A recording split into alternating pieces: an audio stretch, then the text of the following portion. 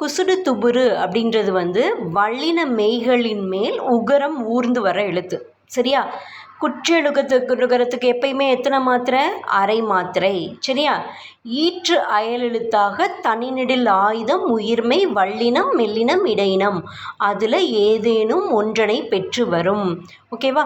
நெடில் தொடர் கொற்றெழுகரம் மட்டும்தான் 2 எழுத்துக்களை பெற்று வரும். ஆடு மாடு காது அந்த மாதிரி வரும். மிச்ச எல்லா 5 வகை குற்றியலுகர சொற்களுக்கும் 2க்கு மேற்பட்ட எழுத்துக்களை பெற்று வரும். சரியா?